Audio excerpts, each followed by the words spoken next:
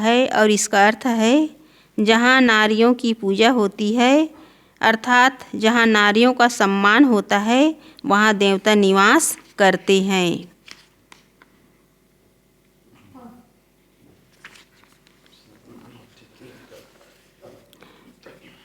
प्रश्न है, कुबेर लंका छोड़कर अलकापुरी क्यों गए और क्या लंका सचमुच सोने की बनी थी? उत्तर दिए हैं कि रावण के जन्म के काफ़ी पहले से कुबेर लंका में रहते थे। जब रावण तप करके वर प्राप्ति के पश्चात लंका में रहने लगे तब उनके नाना सुमाली ने उनसे कहा कि यह लंका नगरी राक्षसों की ही है। तुम साम दाम एवं पराक्रम जिस किसी प्रकार इसे कुबेर से वापस ले लो। परंतु रावण ने अपने नाना की यह बात नहीं मानी। पीछे वह प्रहस्त ने रावण को पुनः उकसाया। तब रावण ने कुबेर से कहा कि इस लंका को आप हमें दे दे तथा आपका इसमें रहना उचित नहीं है। रावण के ऐसा कहने पर कुबेर ने अपने पिता विश्रवा से पूछकर लंका रावण को सौंप दी और वहाँ से काफ़ी दूर उन्होंने अलका नगरी को अपना निवास स्थल बनाया। लंका सोने की बनी थी, इसका तात्पर्य इतना ही हो सकता है कि वह धन धान्य एवं ऐश्वर्यों से संपन्न थी। अगला प्रश्न है, ध्यान की मानसिक क्षेत्र में क्या उपयोगिता है? क्या ध्यान से हृदय परिवर्तन संभव है? उत्तर दिए हैं, ध्यान की मानसिक जगत में सर्वाधिक उपयोगिता है। ध्यान से मन एकाग्र होता ही है, उससे मन की गांठें भी खुलती है और मन निर्ग्रंथ होता है।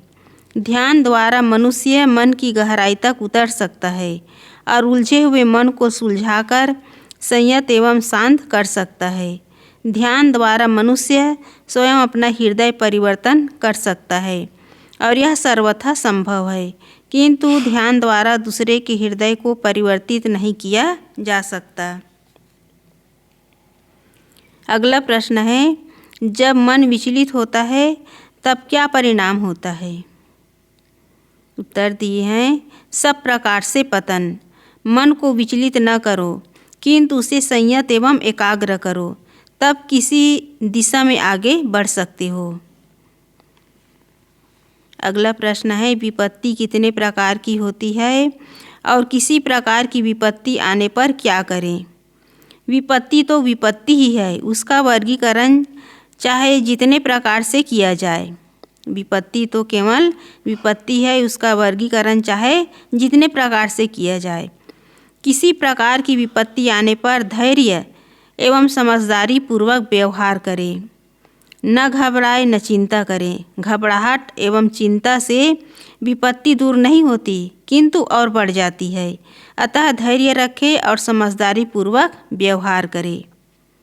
यदि विपत्ति आ जाए तो धैर्य धारण करें, घबराए या चिंता न करें, क्योंकि घबराहट और चिंता से विपत्ति दूर नहीं होती।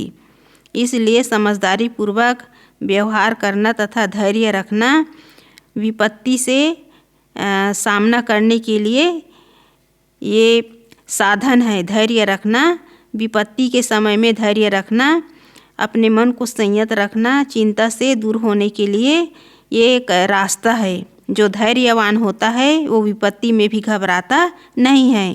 जो अधीर होता है, अपना धैर्यता छोड़ देता है, वो थोड़ी सी घबराहट में, थोड़ी सी विपत्ति में द्वंद्वित हो जाता है, आंदोलित हो जाता है, घबरा जाता है और उसकी चिंता और बढ़ जाती है।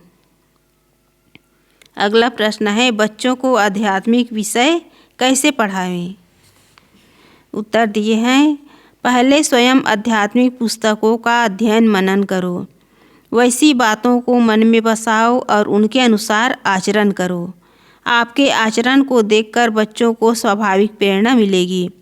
समय समय पर बच्चों को अपने पास बिठाकर प्रेम पूर्वक समझाओ। आपके सुंदर आचरण एवं प्रेमपूर्ण व्यवहार पाकर बच्चों पर ज़्यादा प्रभाव पड़ेगा। हाँ, यह ध्यान अवश्य रखो कि बच्चे कुसंग में न जाएं तथा गलत साहित्य से दूर रहें। अगला प्रश्न है, संत किसे कहते हैं?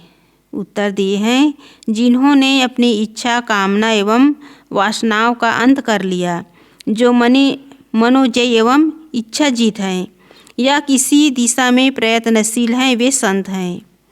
संत कौन है? जिन्होंने अपनी इच्छा, कामना एवं वासनाओं का अंत कर लिया, जो मनोजय एवं इच्छा जीत हैं, जिन्होंने अपनी इच्छा को जीत लिया, वही संत हैं। साधन और साधना में क्या अंतर है? उत्तर दिए हैं, साधन कहते हैं औजार को और साधना है औजार का प्रयोग करना। बसुला, रुखान आदि साधन हैं और बसुला, रुखान से लकड़ी को गढ़ना, छिलना साधना है। हल बैल साधन है और हल बैल से खेत जोतना साधना। इसी प्रकार विवेक वैराग्य साधन है तथा विवेक वैराग्य का जीवन में आचरण साधना है। कहते हैं कि आत्महत्या से जीव भटकता है, क्या यह सही है? जीव भटकता हो या न भटकता हो, आत्महत्या गलत है। जो जीवन में आई विपत्ति से घबराकर उद्विग्न एवं चिंतित होता है या जो यह समझता है कि प्रयत्न के बावजूद मेरी इच्छाएं पूरी नहीं हो रही है, वे आत्महत्या कर लेते हैं। ऐसा मनुष्य आज भी भटक रहा है और जो आज भटक रहा है वह आगे भी भटकेगा। आस्तिक और नास्तिक में क्या अंतर है? आस्तिक और नास्तिक में क्या अंतर है? उत्तर दिए हैं, दुनिया में नास्तिक कोई नहीं, क्योंकि नैतिकता को सब स्वीकार करते हैं। एक चोर, शराबी तथा कुकर्मी व्यक्ति भी यही चाहता है कि अन्य लोग उसके साथ ऐसा व्यवहार न करें। वस्तुतः नास्तिक शब्द तथा कथित धार्मिकों की बौखलाहट से उपजा शब्द है, जिसे उन लोगों ने अन्य मत वालों के लिए गढ़ रखा है। तथा कथित धार्मिकों के ख्याल से नास्तिक वह है जो उनके अंधविश्वास एवं चमत्कारपूर्ण वैज्ञानिक पोगापंथी बातों को नहीं मानता। इसी प्रकार नापाक एवं काफिर शब्द भी है।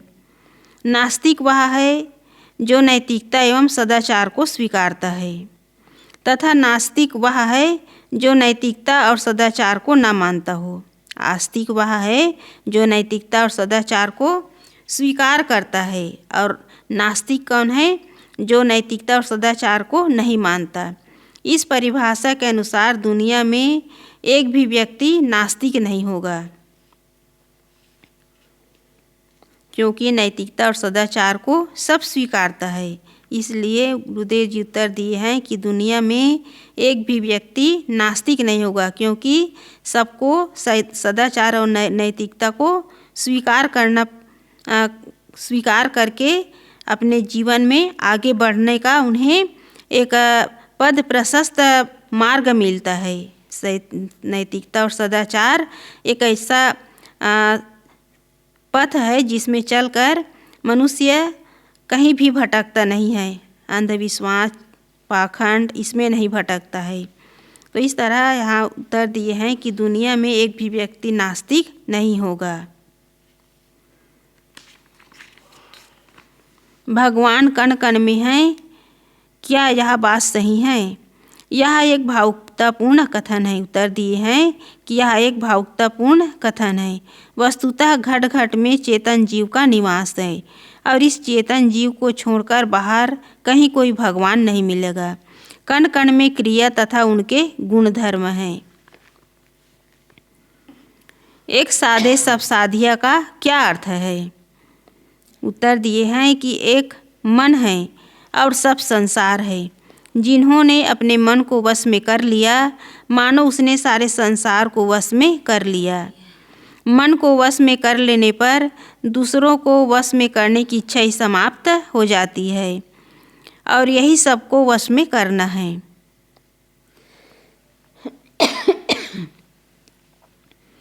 एक मन को वश में कर लेने से दूसरे को वश में करने की इच्छा समाप्त हो जाती है, क्योंकि संसार में ऐसा कोई प्राणी नहीं है जिसको हम अपने वश में कर सकें। घर परिवार में न पिता जो है पुत्र को अपने वश में कर सकता है, न पत्नी को, न पति अपने पति को। सब अपने मनवशी है, सब अपने मन के अनुसार चलते हैं। केवल हम अपने मन को अपने वश में कर सकते हैं और जिसका मन अपने वश में हो गया उसे दूसरे को वश में करने की इच्छा ही समाप्त हो जाती है, क्योंकि दूसरे पर हमारा कोई अधिकार नहीं है, केवल अपने आप पर ही अधिकार है। पूर्ण निष्काम कैसे हुआ जाए? अगला प्रश्न है, पूर्ण निष्काम कैसे हुआ जाए? सारी कामनाओं को छोड़ दो, बस निष्काम हो जाओगे। मृत्यु कितने प्रकार की होती है? उत्तर दिए हैं कि मृत्यु का अर्थ है जीव शरीर के संयोग का वियोग हो जाना। जीव और शरीर का जो संयोग है उसका वियोग हो जाना। इस संयोग का वियोग किस प्रकार से होता है उसका कोई मूल्य नहीं, मृत्यु तो मृत्यु है। क्या शुभ कर्म करने से पूर्व संस्कार कट जाते हैं? प्रश्न है, क्या शुभ कर्म करने से पूर्व संस्कार कट जाते हैं? निश्चित ही कट जाते हैं। शुभ कर्म करके इसका अनुभव स्वयं कर सकते हैं। परंतु शुभ कर्म भी निष्काम भाव से हो, उसमें किसी भी प्रकार की अहंकार न हो। शुभ कर्म करने से पूर्व के संस्कार कट जाते हैं, लेकिन शुभ कर्म कैसे हो? निष्काम भाव से, उसमें किसी भी प्रकार की अहंकार न हो। अगला प्रश्न है, सही या बुरे कर्मों के फल कब मिलते हैं? सही या बुरे कर्मों के फल कब मिलते हैं? उत्तर दिए हैं, सही तथा बुरे कर्मों के फल आज या आगे जब जैसा संयोग हो अवश्य ही मिलता है। कुछ कर्मों के फल नज़रों नज़र मिलते दिखाई देते हैं तथा कुछ कर्मों के फल कालांतर में मिलते हैं। यह निश्चित है कि मनुष्य जैसा करेगा वैसा पाएगा। किए हुए कर्म कभी निष्फल नहीं जाते। हाँ, यह कहना मुश्किल है कि अमुक कर्म का फल अमुक समय में अमुक प्रकार से मिलेगा, लेकिन इतना तो निश्चित है कि मिलेगा अवश्य। जो कर्म किए हैं उसका फल अवश्य मिलेगा। अच्छा कर्म किए हैं तो फल अच्छा मिलेगा और गलत कर्म किए हैं तो उसका फल गलत मिलेगा, लेकिन वो एक न एक दिन मिलेगा। सही कर्म करने वाले व्यक्ति कम क्यों हैं? सही कर्म करने वाले व्यक्ति कम क्यों हैं? यह कहना गलत है। सही कर्म करने वाले आज भी ज़्यादा हैं। अपने गांव में ही ले लो, चोर कम सज्जन ज़्यादा, दुराचारी कम सदाचारी ज़्यादा, बेईमान कम ईमानदार ज़्यादा होंगे, किंतु गलत कर्मों का प्रचार जल्दी और ज़्यादा होता है तथा सही कर्मों का प्रचार कम होता है। इसीलिए लगता है कि गलत कर्म करने वाले ज़्यादा और सही कर्म करने वाले कम हैं, जबकि वास्तविकता इसके विपरीत है। लड़का लड़की की शादी होने पर लोग ब्राह्मणों के पास नाम राशि और मुहूर्त निकलवाने क्यों जाते हैं? अगला प्रश्न है कि लड़का लड़के की शादी होने पर लोग ब्राह्मणों के पास नाम राशि और मुहूर्त निकलवाने क्यों जाते हैं? उत्तर दिए हैं गुरुदेव जी, भ्रम एवं अज्ञानवश।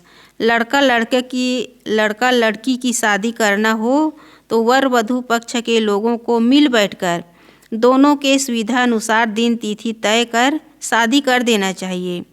इसमें साइत या मुहूर्त निकलवाने की क्या आवश्यकता? न कोई मुहूर्त शुभ होता है और न कोई अशुभ। शुभ अशुभ मुहूर्त पुरोहितों का एक जाल है जिससे उनका धंधा चलता है। शुभ मुहूर्त में शादी होने से वर वधू का जीवन सुखमय होगा और अशुभ मुहूर्त में शादी करने से दुखमय, यह भी एक भ्रम है। प्रत्यक्ष ही उदाहरण है, राम और सीता की शादी का मुहूर्त वशिष्ठ, विश्वामित्र और शतानंद जैसे मूर्धन्य विद्वानों ने शोधा था, किंतु दोनों का जीवन कितना दुखमय रहा। वर वधू के गुण, स्वभाव एवं योग्यताएं देखना चाहिए, न कि नाम राशि या जन्म कुंडली। नाम राशि और जन्म कुंडली केवल बकवास है और लोगों को भ्रम में डालने वाले हैं। अगला प्रश्न है, शब्द, स्पर्श, रूप, रस एवं गंध पांचों विषयों के बिना जीवन नहीं चल सकता और इन्हीं को बंधन भी कहा जाता है। तब इनका त्याग कैसे होगा? जैसे भोजन अमृत हैं, बिना कुछ खाए जीवन नहीं चल सकता, किंतु ज़्यादा खा लो तो वही भोजन विष बन जाता है और अनेक रोगों का कारण हो जाता है। इसी प्रकार जीवन पर्यंत शब्द, स्पर्श, रूप, रस तथा गंध का सेवन शुद्ध, सात्विक एवं संतुलित रूप से करना होगा। बिना इसके जीवन नहीं चल सकता। लेकिन जब इसमें सुख की कल्पना कर आसक्तिपूर्वक इनका गलत ढंग से ग्रहण किया जाता है, तब ये बंधनदायी बन जाते हैं। अतः जीवन निर्वाह के लिए आवश्यक अंशों को ग्रहण कर विकारोत्पादक अंशों का त्याग करो। बादल जोर से गरजने पर लगता है कि मेरे ऊपर गिर पड़ेगा। सीना धक धक करने लगता है। इस डर से कैसे बचूं? उत्तर दिए हैं कि यह एक मानसिक भ्रम है, जिसके मूल में है शरीर छूटने का भय। मन में यह दृढ़ निश्चय कर लो कि आयु पूरी होने के पहले शरीर नहीं छूट सकता। जितनी यह निश्चयता बढ़ती जाएगी, उतना ही उक्त भय छूटता जाएगा। इसके साथ यह सोचो कि मैं शुद्ध चेतन अजर अमर अविनाशी हूँ। शरीर तो मुझसे पृथक विकारी है। शरीर छूटने पर मेरा कुछ नहीं बिगड़ेगा। इस चिंतन से भी उक्त भय दूर हो जाएगा। अगला प्रश्न है, गीता का उपदेश युद्ध नहीं किंतु अहिंसा और शांति है, तब गीता उपदेश के पश्चात महाभारत जैसा युद्ध क्यों हुआ? उत्तर दिए हैं, गीता उपदेश के पश्चात महाभारत युद्ध नहीं हुआ है, किंतु यदि महाभारत युद्ध सचमुच में हुआ है तो उसके बाद गीता बनी है। गीता लेखक कृष्ण भक्त था और उन्हें अपनी गीता महाभारत में जोड़ना था। अतः उन्होंने गीता में युद्ध का पुट दिया, अन्यथा उनका उद्देश्य युद्ध कराना नहीं अपितु अहिंसा और शांति है। गीता पर विचार करने वाले तार्किक विद्वानों के अनुसार गीता तथागत बुद्ध के पीछे बनी, अर्थात गीता आज से 2500 वर्ष पूर्व के अंदर बनी है और महाभारत युद्ध इसके बहुत पूर्व हो चुका था। अगला प्रश्न है, ब्रह्मा हमसे अलग और मन वाणी बुद्धि से परे तथा ज्ञात है, तो उससे हमारा संबंध कैसे हो सकता है? उत्तर दिए हैं, स्वयं समझ सकते हो कि ऐसे ब्रह्म से संबंध हो ही नहीं सकता। वस्तुतः ब्रह्म आपसे कुछ अलग है ही नहीं। आप स्वयं ब्रह्म हो, किंतु अपने ब्रह्मत्व को न जानने के कारण अलग से ब्रह्म की कल्पना करते हैं। ब्रह्म का अर्थ है बड़ा, महान और घट घट में विराजमान यह चेतन जीव ही सबसे बड़ा एवं महान है। यही सारे ज्ञान विज्ञान का सृजेता एवं धारक है। अतः अलग ब्रह्म मानकर उससे मिलने या उसमें लीन होने की कल्पना छोड़ो और जगत दृश्य से लौटकर अपने आप में स्थित हो। बस आप अपने ब्रह्म स्वरूप को पा गए। अगला प्रश्न है, हमारे क्षेत्र में विगत 10 वर्षों से पारख मत का सत्संग चल रहा है। क्या कारण है कि बहुत कम लोग इसमें दीक्षित होते हैं? उत्तर दिए हैं, पारख सिद्धांत किसी प्रकार चमत्कार, अंधविश्वास एवं भ्रमपूर्ण बातों को नहीं मानता। इसमें प्रकृति की कारण कार्य व्यवस्था, वैज्ञानिक बातें ही स्वीकार की जाती है। इसमें प्रकृति की कार्य कारण व्यवस्था परक वैज्ञानिक बातें ही स्वीकार की जाती हैं। यहाँ पोथी परंपरा एवं महापुरुषों पर श्रद्धा के नाम पर युक्ति विरुद्ध बातों को स्वीकार नहीं किया जाता।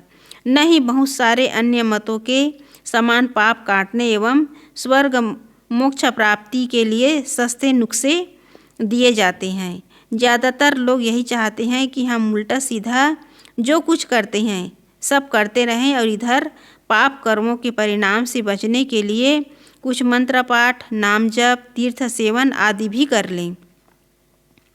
पारक सिद्धांत इसकी स्वीकृति नहीं देता। यह कहता है कि पाप कर्मों के फल से बचने का रास्ता है पाप कर्मों का त्याग, न कि नाम जप आदि। लोगों को यह महंगा सौदा जान पड़ता है, इसलिए इसे कम लोग स्वीकार कर पाते हैं।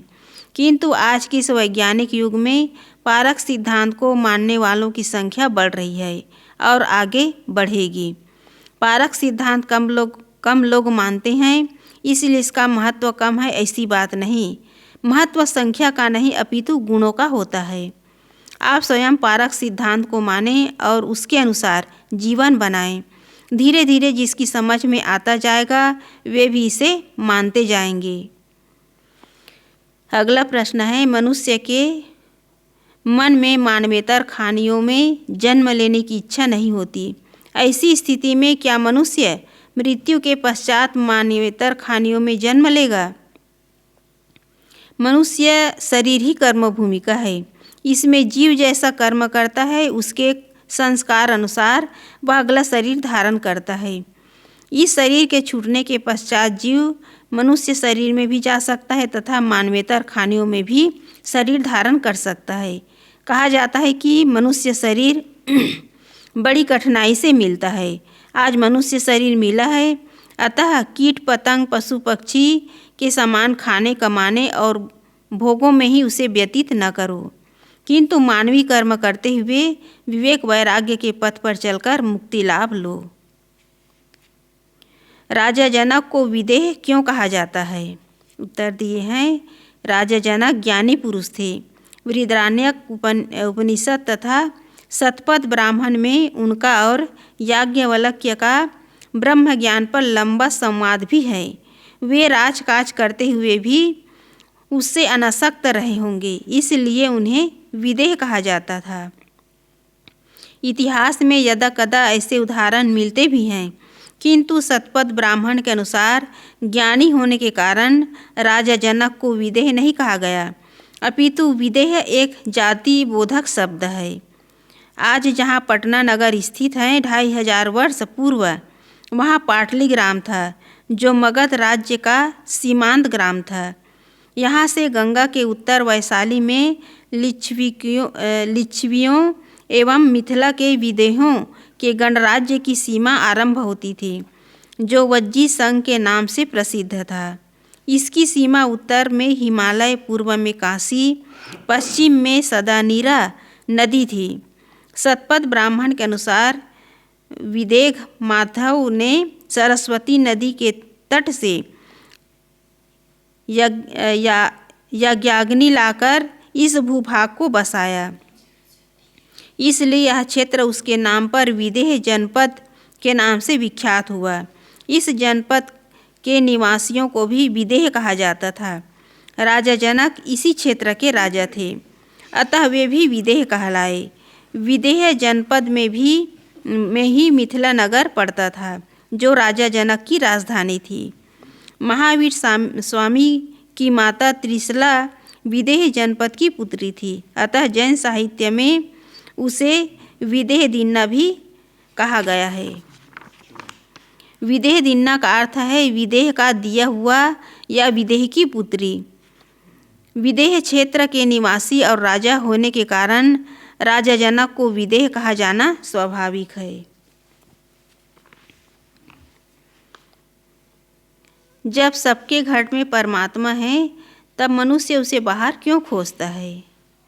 प्रश्न है, जब सबके घट में परमात्मा है, तब मनुष्य उसे बाहर क्यों खोजता है? घट भीतर विराजमान परमात्मा को न जानने के कारण। वस्तुतः आत्मा परमात्मा दो नहीं, किंतु एक ही सत्ता के दो नाम हैं, और वह सत्ता आपका अपना स्वरूप ही है। घट के भीतर में परमात्मा विराजमान है, इसकी जानकारी न होने के कारण मनुष्य उसे बाहर खोजता है। महाभारत के अनुसार श्री कृष्ण ने अर्जुन को विराट रूप दिखाया है। यदि सचमुच श्री कृष्ण इतने सामर्थ्य थे, तो वे कौरवों और यादवों का विनाश क्यों नहीं रोक पाए?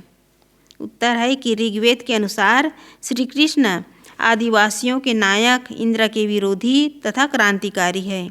छांदोग्य उपनिषद के अनुसार घोर अंगिरस के शिष्य तथा मुमुक्षु हैं, और महाभारत के अनुसार कूटनीति विशारद, शूरवीर तथा युद्ध विद्या निपुण हैं। उनके ज़माने में कोई यह नहीं जानता और न मानता कि वे भगवान हैं। कालांतर में ज्यों-ज्यों श्री कृष्ण की महिमा बढ़ती गई, त्यों-त्यों उनके जीवन में भावुक भक्तों द्वारा अति संयोक्तिपूर्ण एवं अतिरंजित कथाएं जुड़ती गई, और भक्तों ने उन्हें संपूर्ण कलाधारी परब्रह्म बना डाला। यदि श्री कृष्ण सचमुच सर्वसमर्थ होते, तो कौरवों और यादवों का इतना घोर विनाश न होने देते। बोलिए सद्गुरुदेव की जय। बंदौ सन्मुख पारखी शीस भेंट धरिहा वचन उचारौ बंदगी सत्य प्रेम के साहिब बंदगी साहिब बंदगी साहिब बंदगी। बोलिए सद्गुरु कबीर साहिब की जय।